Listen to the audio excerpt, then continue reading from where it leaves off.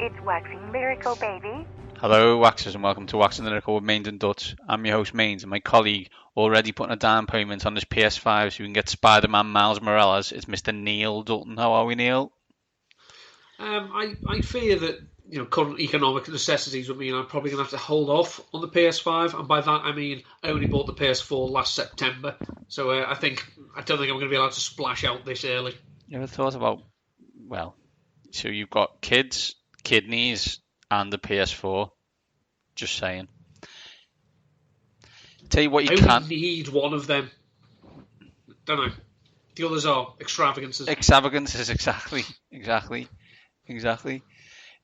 Neil, this week we continue our Cricketers Who Love the NFL series by speaking to Ashes winner, King of the Block, King of the Strange Things at a Crease, Mr. Jonathan Trott, Neil. Yep. Under no circumstances should anyone be under the impression I wasn't nervous as all kinds, to speak to him. Well, there's two reasons for that. Reason one, it's Jonathan Trott. Reason two, I left you on your own to deal with the technologies of Zoom and audio recording. Yeah. So that will be at the end of the show. Brace yourselves, people. It might get a bit bumpy. Before that, however, Neil, we've got a couple of items to look at. We're going to look at our favourite game of no, Mr. Running Back, you're not getting paid millions of dollars. When will you accept it? And then Mains does college football history in the second part of the show. And then obviously part 3 will be Mr. Jonathan Trott talking NFL. And what we will say is Neil did it over video, so you won't be able to see his gorgeous George Kittle San Francisco 49ers shirt that he wore just for the occasion. He was so upset when he said it wasn't a video. He's like, I put this on specially. He was so upset. Oh, one of those things. Neil, let's start and let's get on with the show. Talk running backs. So Neil, big story this week. Dalvin Cook has stated that he will not be joining the Vikings until he signs a new deal. Reports are that the Vikings haven't offered him more than 10 a year and are probably looking at around 8 that Melvin Gordon received from the Broncos. Cook's camp, meanwhile, opened negotiations by asking for 15 to 16 million annually to make him basically the highest paid running back in the NFL alongside Christian McCaffrey and Ezekiel Elliott. We've been down this avenue many times. Please, again, share your thoughts on the subject. Okay, Dalvin, let's look at it this way. You want to be paid the same as Christian McCaffrey. Okay. Now, let's get to brass tacks. You offer a similar skill set to Christian McCaffrey. Obviously, you're a good runner. You're a very efficient pass catcher. Was it 50 receptions this year, I think? Obviously, yeah. You have been playing in a scheme that is suited to a runner of your talents, yes. So, yeah, that's where things are similar. You are always injured. You are a running back. It is 2020. You do not matter. Here's why you don't matter, and here's how I know that your own team don't even think you matter that much. They drafted Alexander Madison in the 3rd round. When he came in to spell you last year when you were injured, because you were, he looked very good. Apparently the last word blurb I saw was Cook would accept 13 million a year. Yeah, same. It's 5 million less than he's being offered. I'll accept 13. Interesting. Here's 8. Yeah, that's what you accept and what you will get is irrelevant. They are very, very different. The knock against Cook, as I say, is obviously his position. We know my feelings on that. I'm not saying they don't matter. I'm just saying they're not important. Especially. What we should define here, right, is Neil saying they don't matter is as in not any Tom, Dick, or Harry could do this job, but a lot of Tom, Dicks, or Harrys could do this job. You do not need to pay $16 million a year for someone like Dalvin Cook. No. Not running a Shanahan/Kubiak style Correct. offense.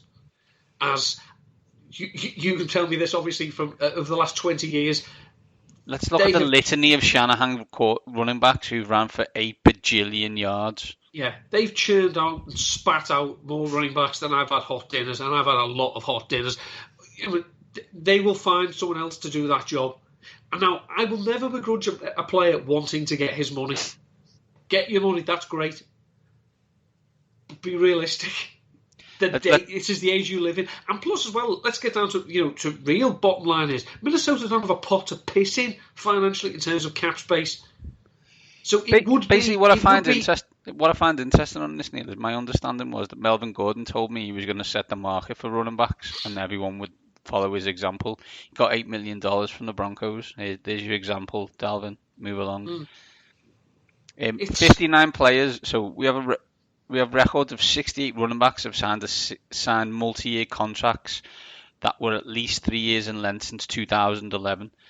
59 of their players have had their contract end, and here's how they group. So if we look at it, even 3, 4, and 5 years combined, 10% of them were traded. 63% of them had their contracts terminated before the end of their deal. 10% of them had to take a pay cut. 3% of them could be extended, and 14% expired. These are ungood. You know and I know he wants $16 million for 5 years. I'm going to play a game, okay? How many running backs have either had their contract expire, as in they've done the full 5 years, or been extended if they've signed a 5-year plus deal?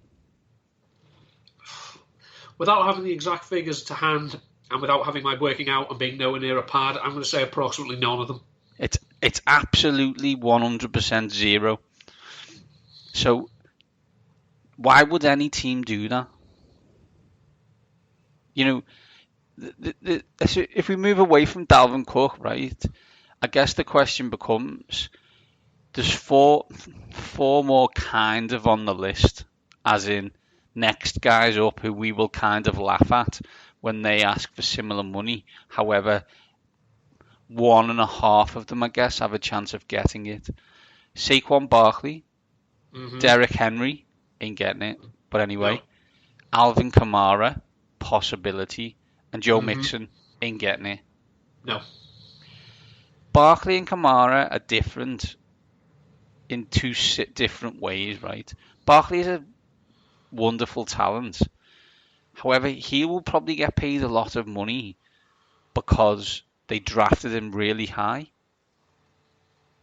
Alvin Kamara may get a lot of money because of scheme and lack of Drew Brees effect moving forward. But the others, Derrick Henry is going to run for 1,600 yards this year. And he says that as he's drafted them already. But then won't get a deal from the team who he runs for 1,600 yards from. No, it's the DeMarco Murray coronary. It's, Dallas used up every last ounce of Murray. And then when he hit free agency, they went, this is the number we'll give you. And he went, no. Chip Kelly went, this is the number we'll give you. And he went, yep, that'll be great. And he was terrible. He was okay the year after that when he ironically went to Tennessee and stifled the early career production of Derrick Henry. But the track record of running backs over the last 20 years who have had as many carries as Henry did the year after, it's not pretty. And as I say, he doesn't catch passes. So he's not a 3-down player, so he's not getting $15 million a year. Alvin Kamara, as I say, is similar to Christian McCaffrey in that if he was, okay, I'm just a slot receiver, or I'll just be a wide receiver, he's probably worth his place as that alone. Joe Mixon is a very good running back. He plays for the Bengals, and the Bengals have not... It's hard to say. The Bengals have shown loyalty to players they have drafted before, but it's a question. It has to be on their terms, and if he wants to reset the market, I don't think they'll play. And they are short of talent. I mean, they've got some young pieces that got but at the receiving position, they've spent a lot. I say a lot. They've spent a few late round selections over the last 2 years on running backs. But whenever Mixon plays, he gets the lion's share of the work. Barkley is if running back catching passes were that important and really, really tipped the balance, why weren't the Giants Super Bowl contenders last year? Why weren't the Panthers? Yeah. So it's an issue, right? We will come on to this again and again and again and again.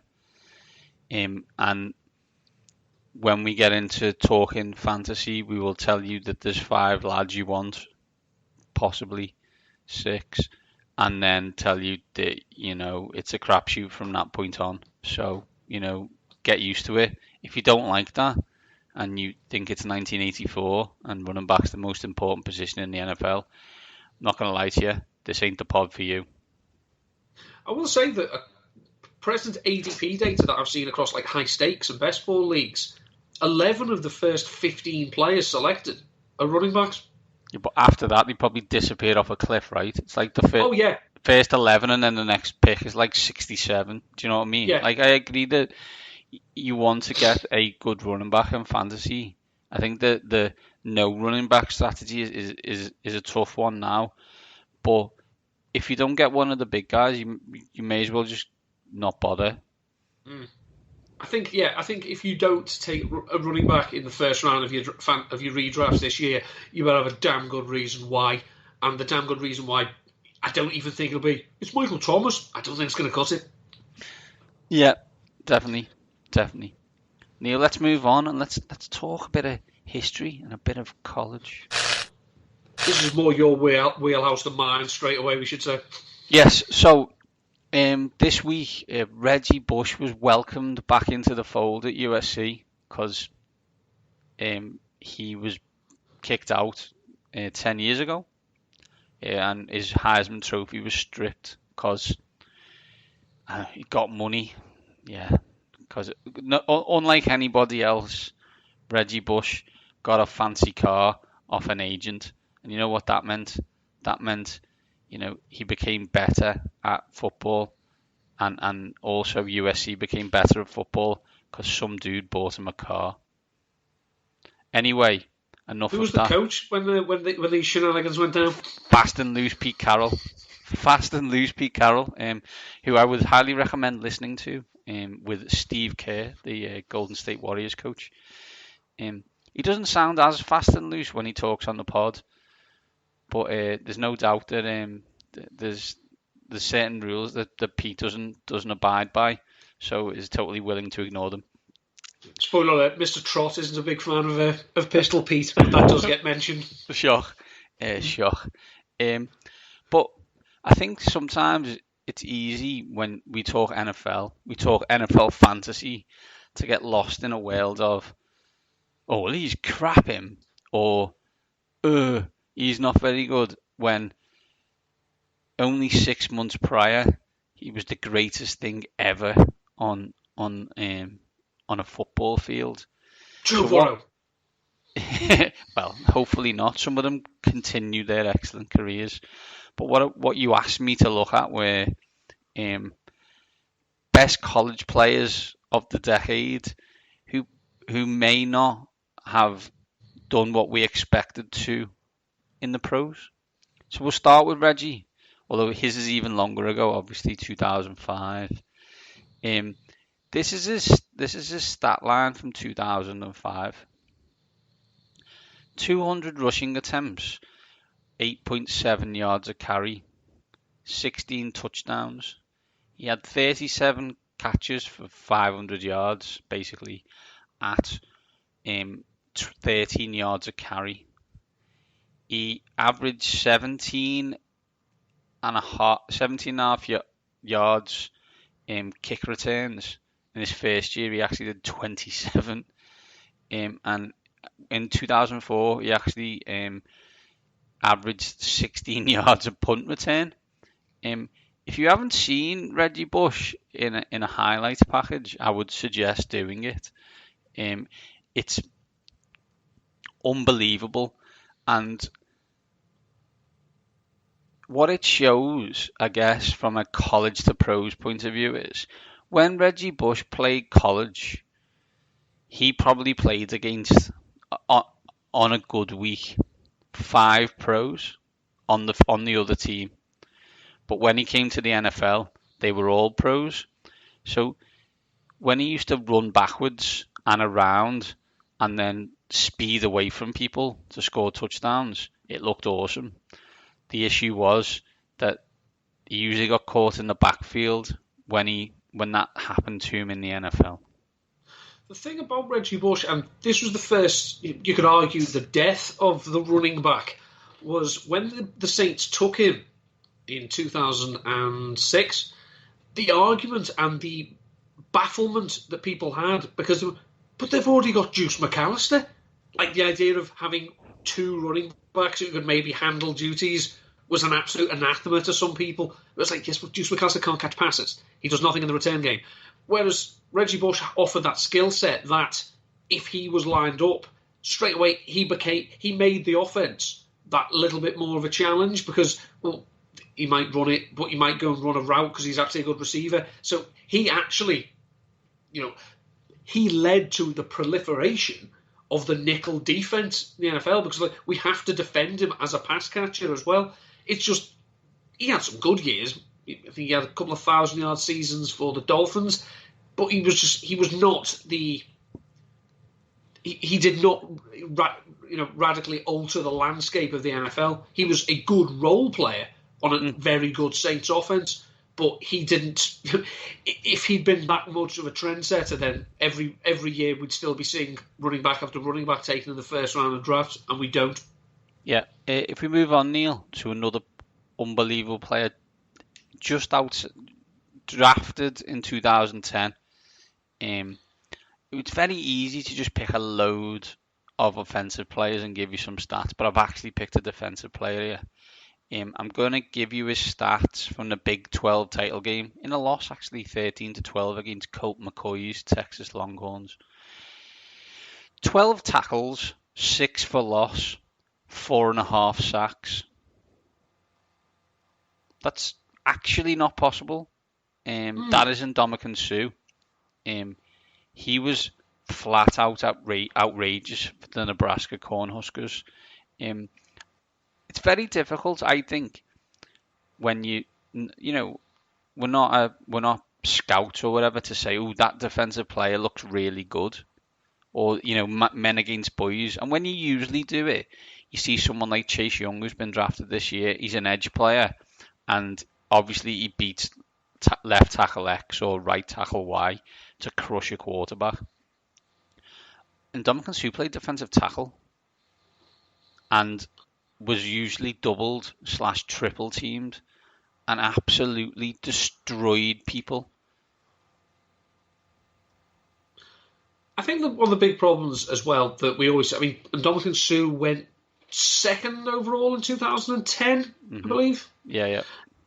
The big problem we have with these players who go early in the draft are, yes, they are fantastic talents, but they're going to shit teams. Yeah, agreed, yeah. And unless a very good team has a catastrophic down year and they manage to keep everything else in place and it's just a reboot, or a team has traded very, very, very many of its assets to move up and grab a player, you're going to be the lone player on your shit team. And in the pros, it's hard to say, he can be triple teamed in college. It's triple teamed against probably one serviceable NFL player, one Costco night shift manager, and one insurance salesman. Whereas in the NFL, you're going to be triple teamed or double teamed by 2 NFL players. And obviously, you're going to win sometime. But being on that bad team, you're not going to see the full. You're not going to get everything out of it. And Ndamukong Suh, again, is not a bust by any stretch of imagination. He's been a good player. He benefits from the fact that he was still under that ridiculous rookie wage scale, so he's probably made more money than he actually deserved in terms of his production. So he was 2nd in the Bradford year, right? Yes. So they were the Bradford last. was 1, and they were the last year. That's Just when thinking of people who were. that's when you when you drafted the Oklahoma running backs and they were poo, and everyone thought that you couldn't draft Big 12 QBs. Speaking of QB, the man who was a contributing factor to Chip Kelly totally changing the NFL was Marcus Mariota. I just want to give you his a bit of information from the Oregon bio, basically. Their website's called goducks.com.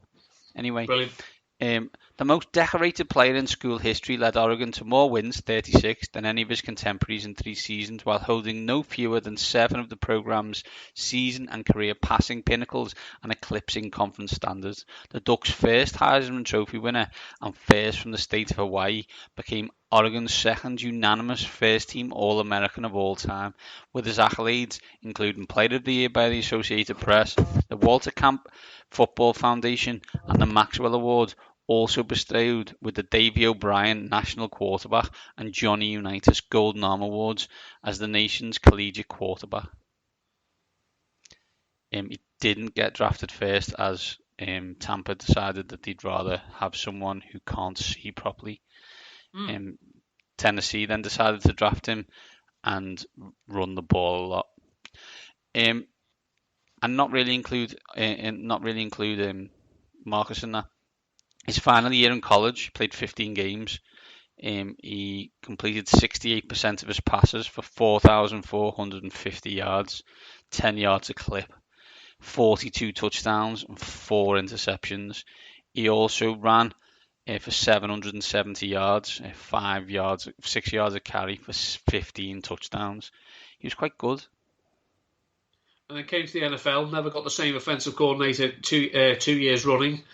Realised probably early on that him running in the NFL wasn't a long-term solution because he wasn't really built for it. He wasn't built. And then just decided I'm not going to take shots downfield anymore. I'll just I'll hold on to it, and ended up getting the crap kicked out of him. Yeah, it was so good for Oregon. That offense, you were just like, this is great and really fun to watch. And then you were like, okay, Chip Kelly's coming to the NFL and Marcus Mariota's coming. This would be cool, I think. And you're like, I think, was Chip there the year before? Because he was there the year before, right? He was there to Philadelphia the year before, because then there was rumours that Chip would 2015. Yeah, 2015 was the year that Mariota was drafted. That was Kelly's last year. Because obviously the jokes were when the Eagles traded up to 2 to draft Wentz the next year, the Chip Kelly, oh, you'll do it for him. Yeah, exactly. Yeah, exactly. That is one where I was like, this guy will work in the NFL. And at the moment, it absolutely has not. Now, right situations and whatever, weirdly enough in Tennessee, Ryan Tannehill has worked last year. So it's not that he hasn't got talent. It is, as you said, it never fails to amaze me, the phraseology. Everyone's all right until they get punched in the mouth. And Marcus Mariota was like never hit. And then he was. And then he became, as you said, quite rightly pointed out, tremendously gun shy. If we move on to, I guess, modern day Reggie Bush in terms of his impact on college, although I think he's been better than Reggie Bush was in the NFL, not Saquon Barkley.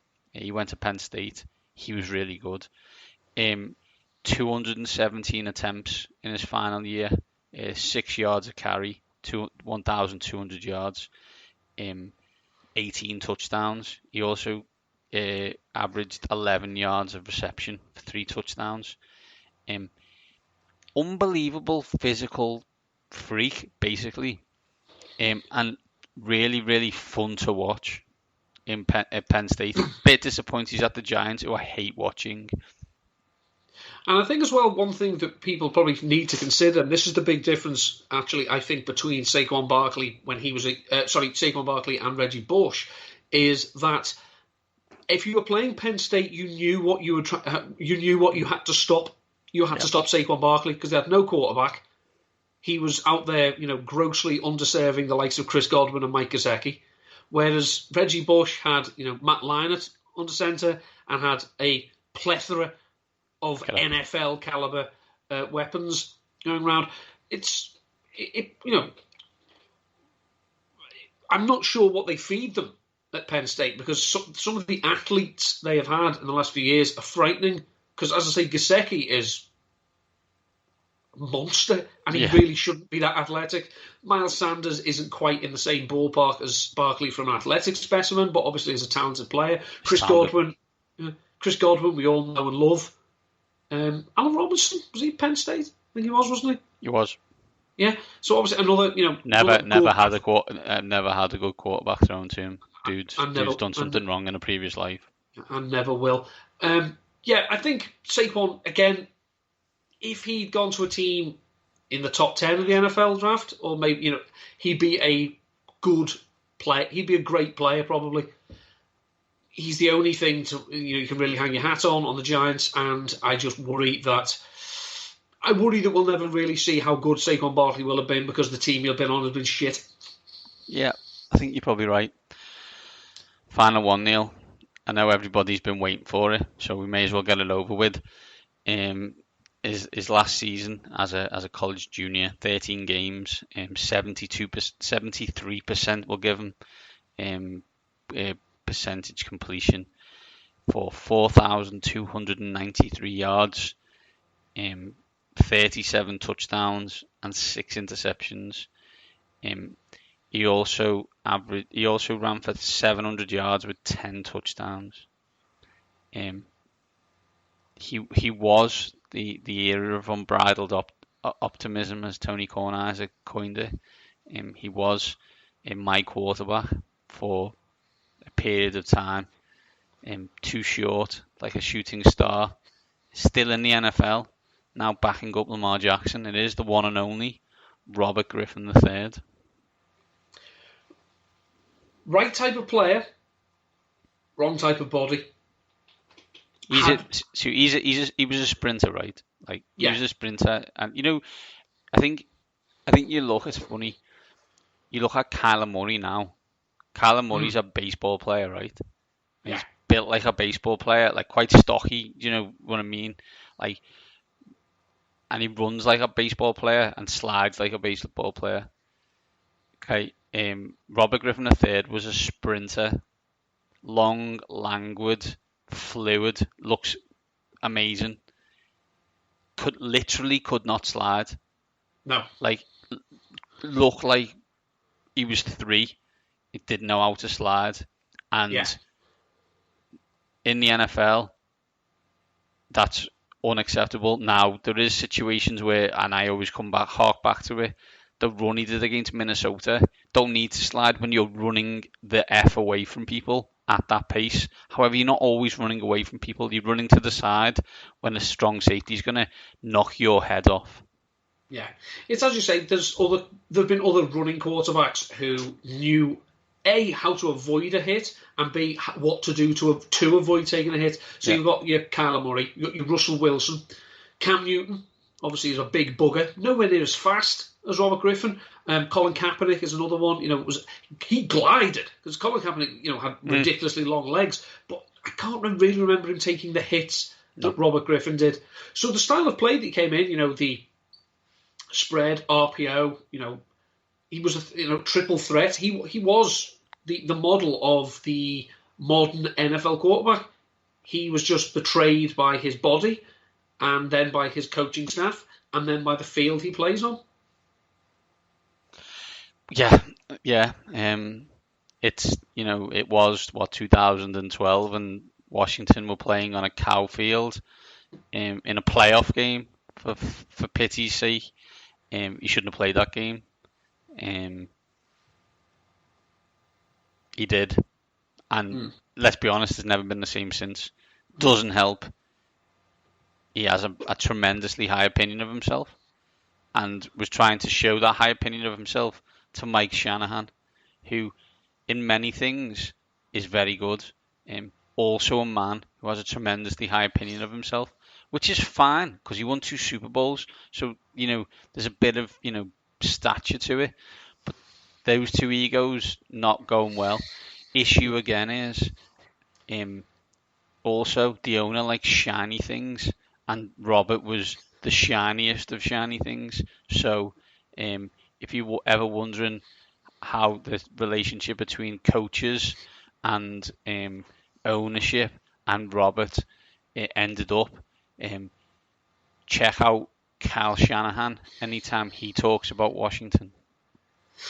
Can I just say that of these players that we have talked about, obviously all notable, all came into the NFL with a certain amount of fanfare. There is one name that I've noticed is not on this list and you haven't talked about.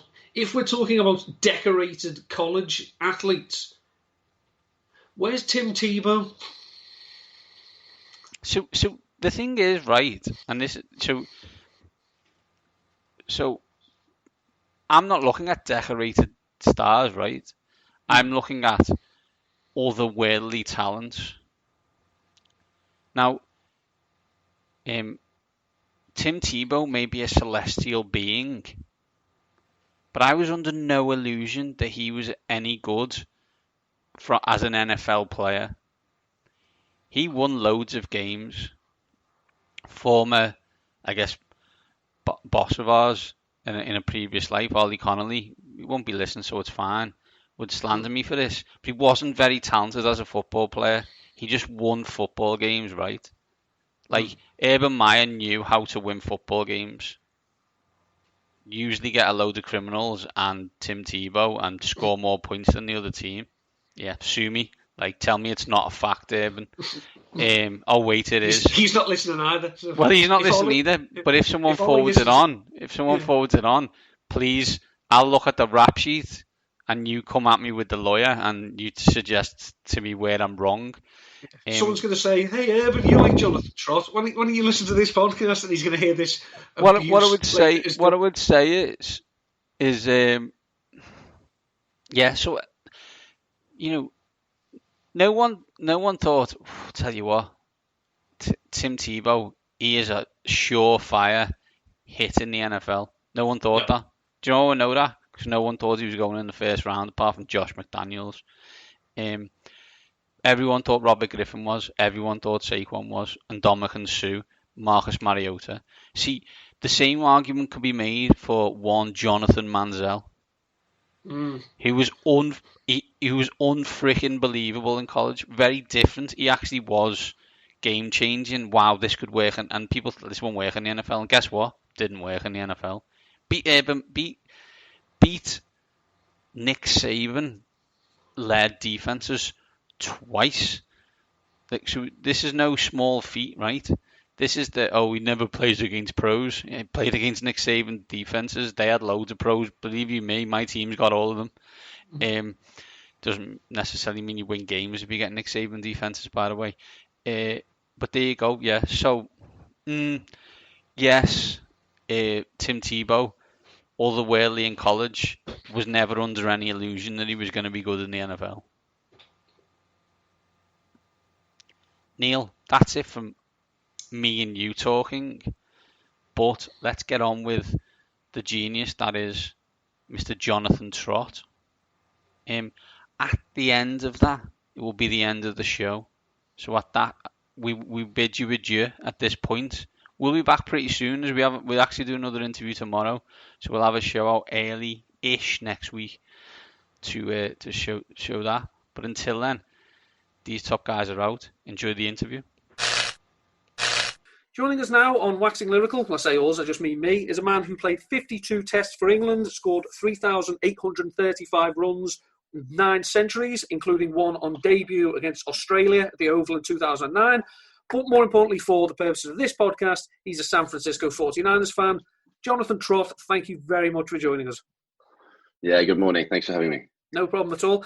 Say the listeners can't hear, but you are resplendent in a George Kittle shirt, which, anyone who's I thought we were doing a video cast. I thought I got it the other day. I ordered it off the internet, so So yeah, it's amazing how the NFL has sort of exploded over here as well, and everything's pretty accessible. So you just have to wait a little bit longer. The post takes a little bit longer to come from the States than if you're in one of the states in America. Yeah. Well, first question, obviously, then is a logical one: is when did you first get into the NFL?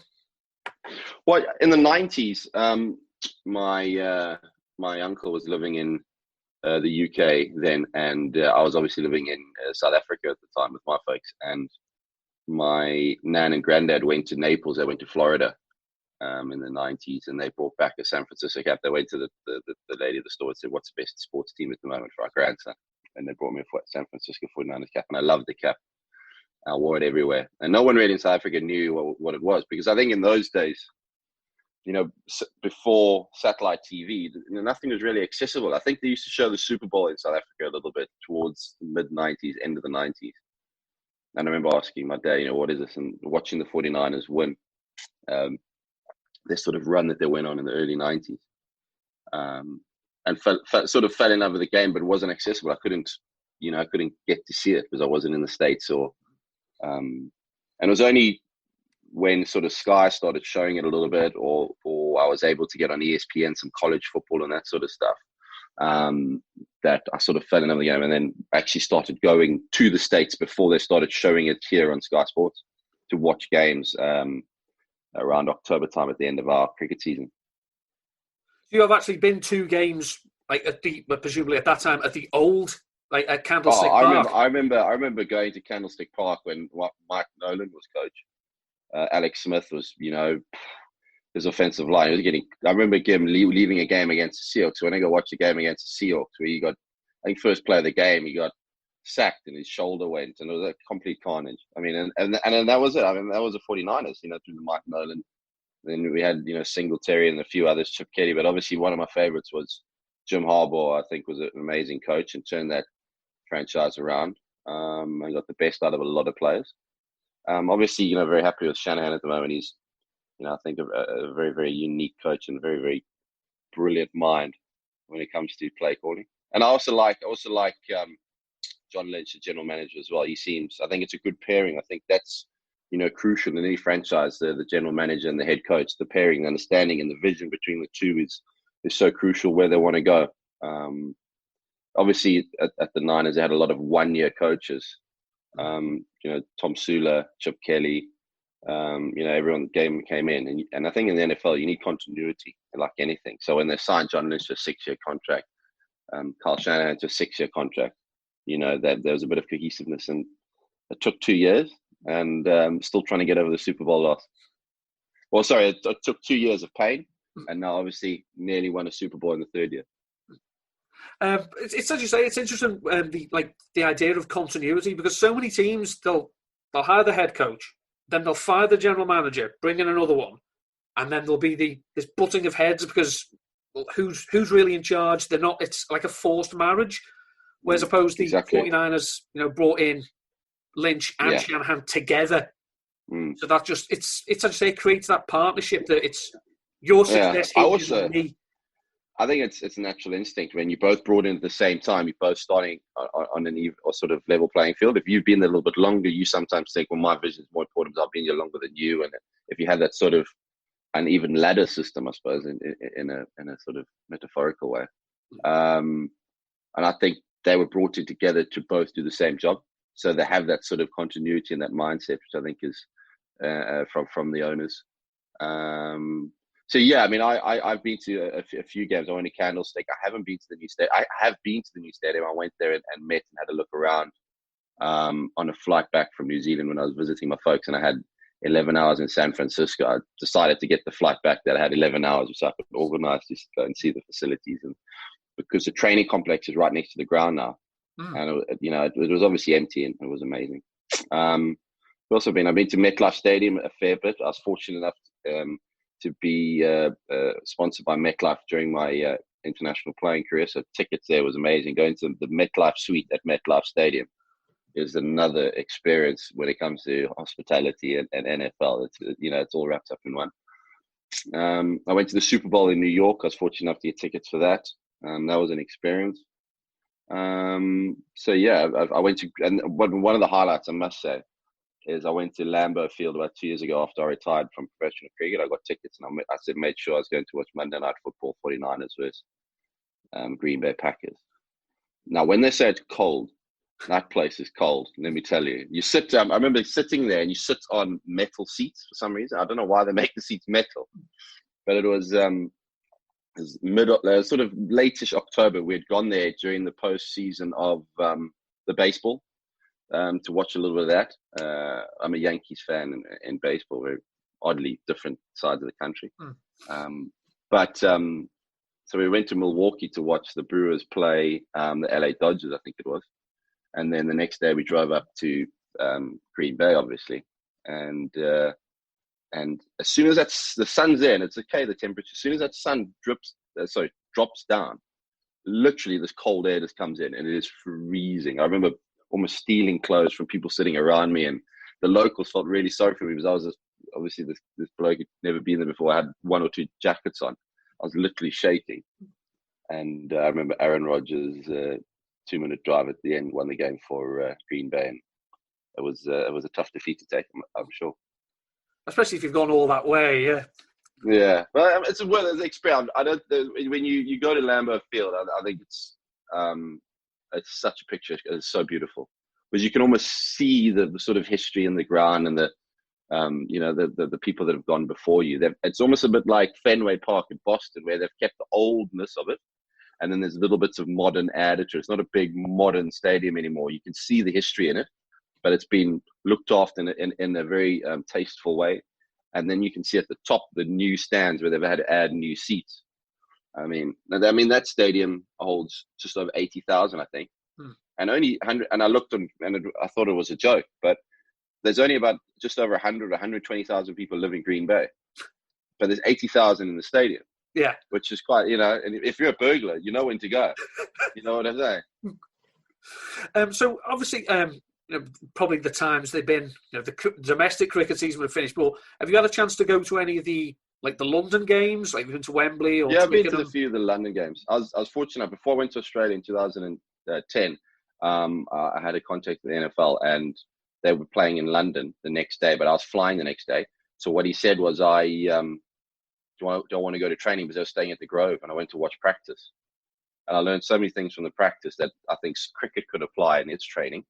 But I was number 4 for England, and the punter then was Andy Lee. I swapped a jersey with him. So I've got a San Francisco 49ers with Trott 4 on the back, and he's probably, I don't know, in his attic got a Trott shirt creating, I don't even know if he took it over with him, but he was at, I think he was at Cleveland, wasn't he? And the punter, I think he was at, I think he moved Arizona now, I think. Oh yeah, somewhere Arizona. Yeah, I think he moved around a little bit. Yeah. But yeah, it's really interesting. I think he went back. I think he's going to Arizona. You're right. So yeah, it's an amazing. I also find it amazing on the NFL where you can go to training one day and the guy says, no, you've been traded to, if you're on the West Coast, to a team on the East Coast, and you don't have a choice. You just got to go. Yeah. You've got to uproot your family or businesses that you've started or interests or what's property. So that's quite ruthless, but it's it's a business at the end of the day, and it's so fascinating. One of my favourite stories that is Ross Tucker, who does a lot of podcasts, obviously a former NFL player himself. He was traded, I think it was by the Patriots, and he got, basically they were at practice, and one of the coaches came out and said to him, Tucker, you've been traded. And he went, oh, okay, what did you get for me? Expecting, like 3rd, 4th round pick. And they went, oh, don't know, bag of footballs. That's right. And it's just that really does the ego a power of good. You just mentioned things about the training that you think the cricket could bring in. Can I just ask, what exactly? Because obviously, cricket and the NFL, they're not the same sport. No, but okay. So when I went to training, I found that they were very structured in the way they're training. I think they do it even more so now, in that there's new rules and regulations at the CBA about how much time they can train in pads, how long practices are, etc., etc. Obviously, then it was a different CBA. And they used to have this timer ticking down, a big sort of clock ticking down. Now, if you go to athletics, you see the timer, the big sort of clock by the finish line. Yeah. And they had one of those in the corner of the field. And that's obviously, so they set it for 15 minutes rep, and then people would which I thought was really good because it keeps the clarity on how long is left in a particular session. Whereas in cricket, what we do is we do fielding groups or we do net rotations. So you could set a timer and it just gives to practice. You just get that clarity in practice. How long have I got in this? Doing, because they broke up into quarterbacks and wide receivers. Then they did O-line, D-line. And so you can have a look and say, how long have I got in the session left? And you know when to change. So it just keeps that cohesiveness in training, but also that clarity and, it just gives it a bit of structure, if you like. And I often think sometimes if you're at a cricket practice, you know when you're batting next because you can see by the clock. If you know your turn's next, I've got 10 minutes to pad up. And it just keeps that, A, professionalism, I think, but also B, people know the structure of the practice and know when they need to be in a certain place. And that sort of thing, I think that's little things, for example, is what I remember from it. And is that something that I say from your own practice? I think I remember reading a quote saying, was it you were training to bat 6 hours in a test match? So having a 10-minute net isn't necessarily the best practice for that. Exactly right. Yeah, that's what I'm saying. So you've got to prepare yourself for the game. I think NFL is a little bit different because you don't want people going full out all the time. You don't want to get injured. Whereas in cricket, I think you can. All different other sports, individual sports, certainly you need to, you don't hear of, guys, Chris Froome jumping on the bike for an hour when he's got to ride the Tour de France. They do grueling stuff. I think cricket's a little bit similar in that way because it is quite an individual, it's a sort of team game, but an individual sport, if you like. I always use that phrase because when you're batting, you're on your own. It's not like in football where you need, people around you. You're batting, it's you versus the bowler. It's quite individual. Yeah. So you can sort of train a lot harder, I think, in fluid games like rugby or hockey or football. You sort of need your teammates around you to practice. Whereas when you're on your own, you can practice for as long as you want. It's something we asked Liam Plunkett last week. With the technology obviously involved now in NFL, football, cricket, most sports.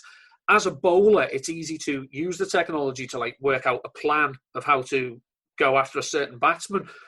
As a batsman, though, would you use a similar thing to how you'd approach an innings against a specific bowler? Say, where does he bowl? What tendencies and whatnot? No, because I find you then start premeditating a little bit, and you don't trust you're not using your instinct enough. I usually stay away from video analysis. A, because I thought I looked terrible as a player, but B, I didn't want to start thinking, oh, I watched the video so-and-so of so-and-so bowling. He normally bowls here. Well, I watched a video where he bowled an in-swing and then the next ball he bowled a one-way swinger. But this time he could just bowl two in-swingers and I'm sort of, premeditating that. So I think in cricket's a little bit, you need to trust your instinct. I think with sports like the NFL where you sort of see patterns of defense and that sort of gives you a bit of an understanding. But I can still tell you those guys on the side, they watch a little bit, but then you see they get their iPads and they see what's going on. So they changing stuff on the fly a little bit. And I think as cricketers and sportsmen, I think we've gone through an age where analysis was overdone.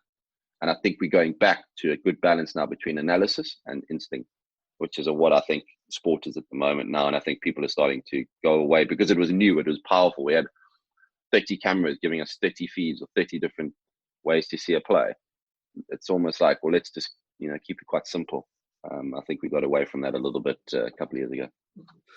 So obviously, 49ers fan. Obviously, I'm a Philadelphia Eagles fan, so I remember 2004 losing the Super Bowl. The Patriots were. I'm sure they weren't videotaping the signals, but I digress.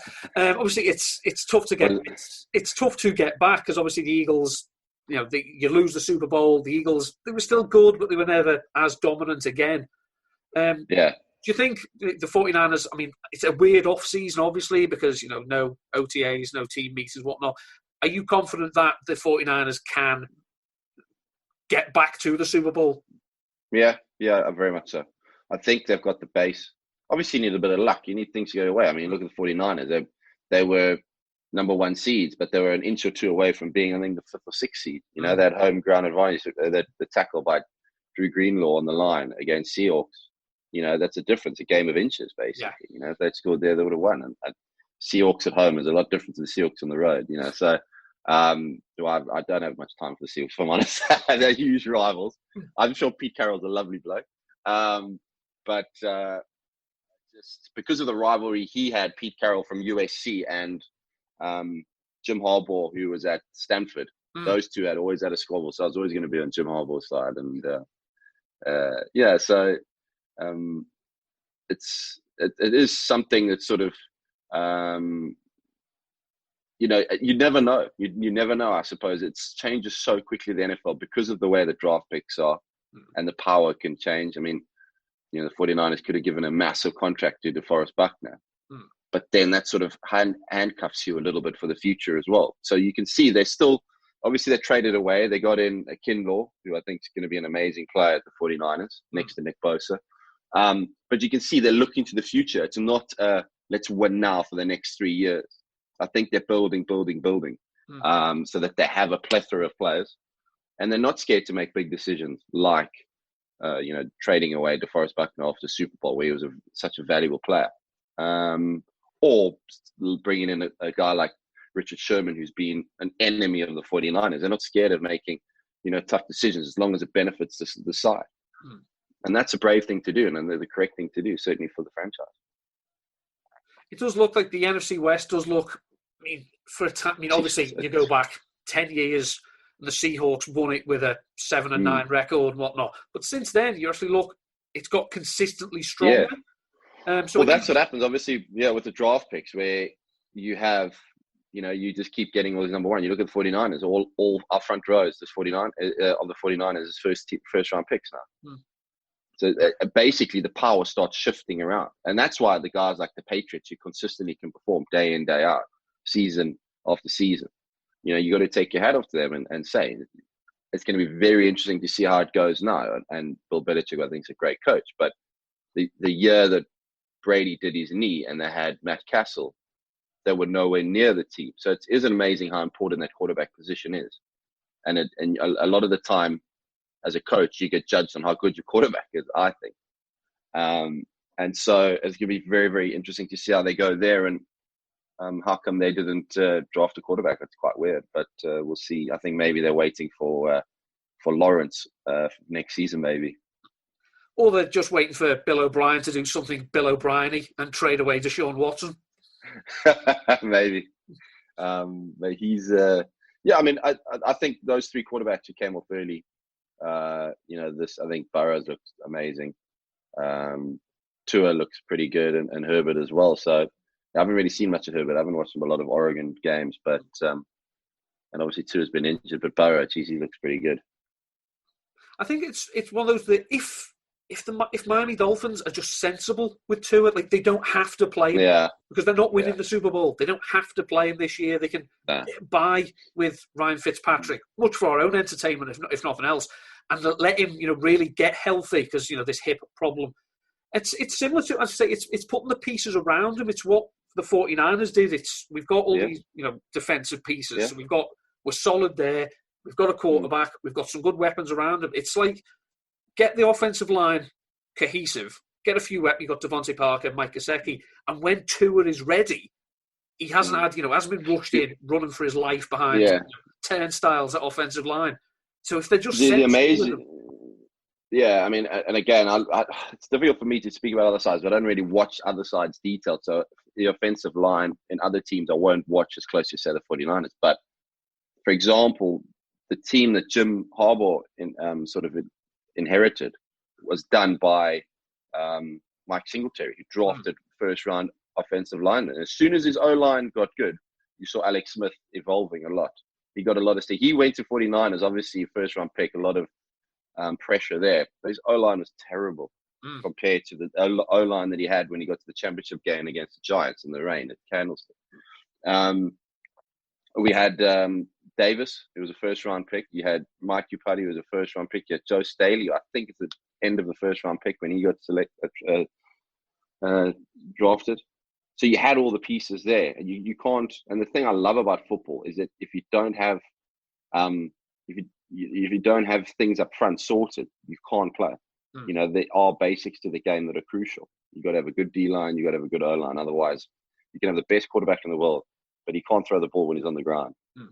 So, and you can't run the ball if you don't have a good O-line. If you look at the 49ers O-line, the way they run the ball this year is exceptional and almost breathtaking.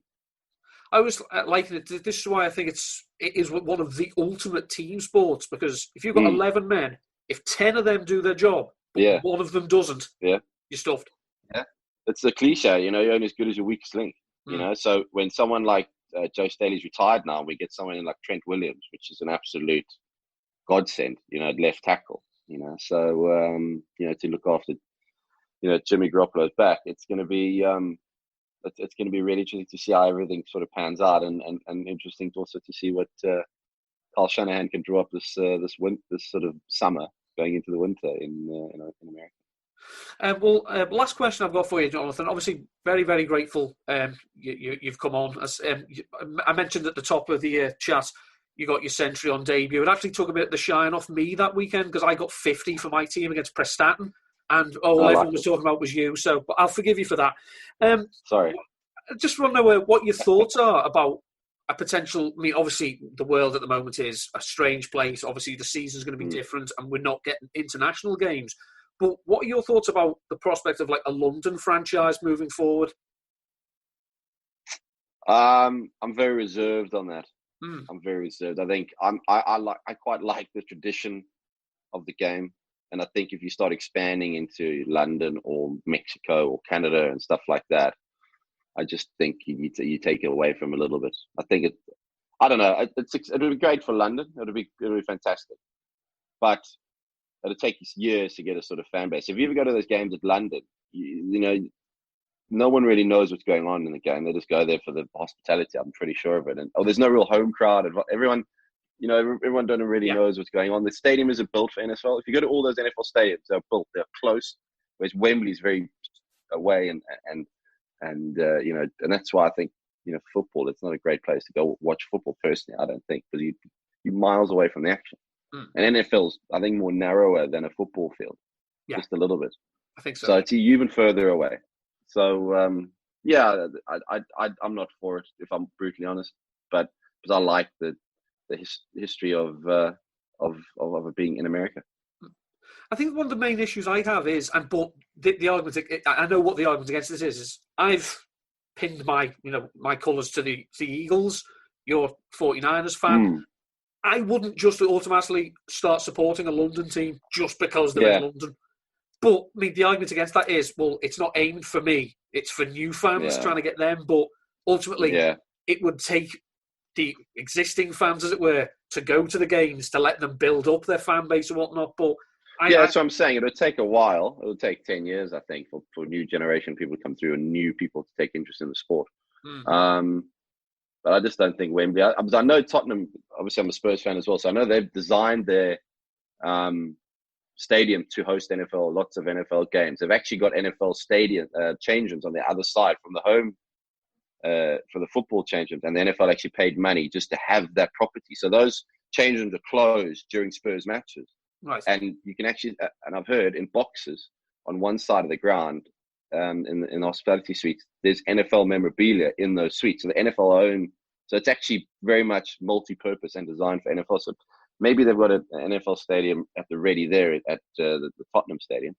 But I don't know. I just like the game being in America and having to go to America to watch football, because it's American football.